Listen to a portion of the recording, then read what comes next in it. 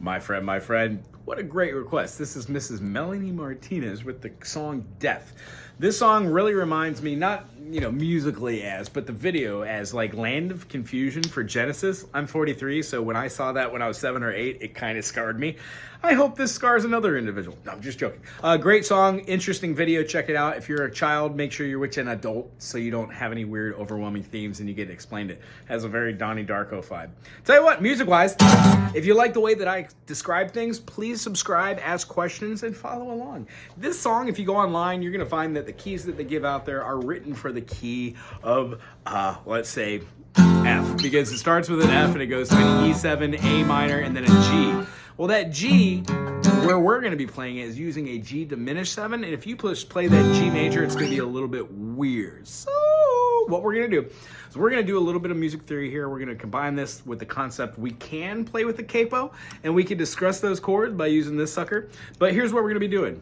If we're describing with the key signature, we'd be saying we'd be playing an F sharp major or a G flat. We're going to go down a half step and play a 7 chord, meaning we're going to get rid of that pinky. Same chord, moving that. Then we're going to move that's our bass note for the B flat, and play what looks like the A minor, but it's going to be a B flat minor. The next chord we're going to be hitting is going to be, let's see here, like a G sharp diminished 7. So the best way we could do that is just kind of basically like play that G sharp here and then move our fingers up one note after another. It gives us this weird awkward dissonance there. We could also play this super diminished chord, and we could also play like, I think an augmented chord would work over the top of it, but honestly, they switch from that kind of feeling of that back to that G major or the G sharp major eventually. So here's what it's gonna feel like. If you got a little lost on there, just throw your capo on, and I'm going to explain it through the eyes of the capo. Capo on the first fret, closest to the fret. Again, we were playing an F sharp, then an E7, B flat minor, and then a G diminished 7.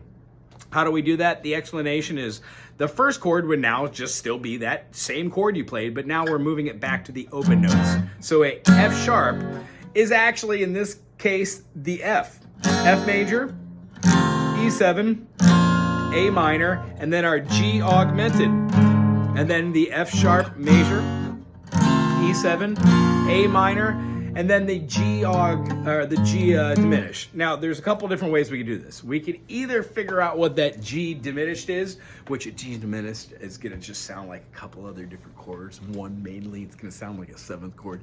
But the way that I would like to see it right here is just play that root note and build it out from there. If we've got this G sharp, first finger goes on the G, second finger is gonna go on the 5th right there, 1, 2, 3, 4, 5, but it's a flat 5. And then we're gonna build out our 2 fingers right here to play these 2 backward bookends. That G sharp diminished is really full.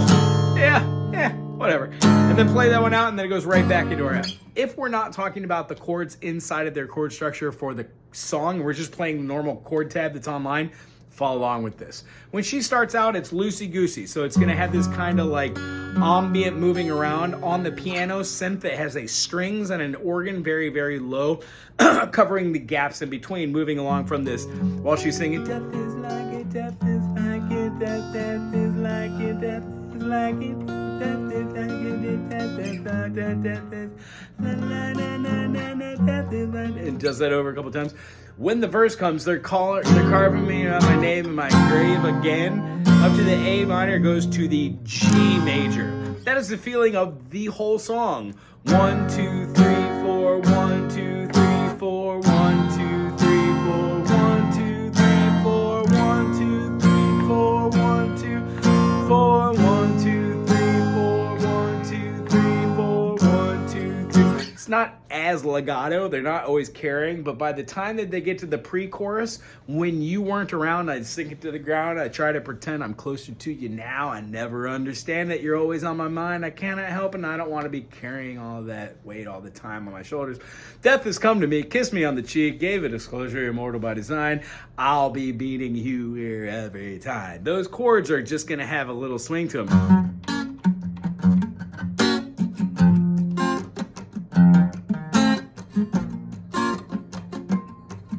I'm accomplishing this by playing eighth note, eighth notes, eighth notes, eighth notes. Down, up, down, up, down, up, down, up, down, up, down, up. And I'm putting inflection on the 1, 2, 3, 4. 1, 2, 3, 4. 1 and 2. There's like a polyrhythm swing here where she's doing like a.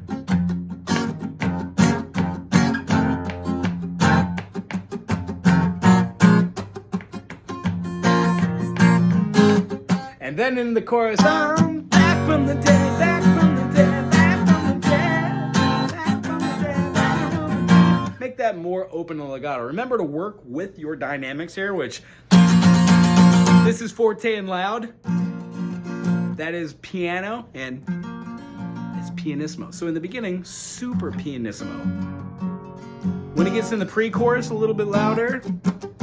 And then when you get to the chorus, all loud. Maybe not even eighth notes up and down, maybe eighth notes all down, down, down, down, down, down, down, down, down, down, down, down, down, down, down, down, down,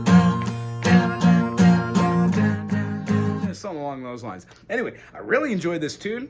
Most importantly, I really enjoyed learning something new. If you also did, please subscribe, suggest what you'd like to see, and we'll see you here next time. Aloha.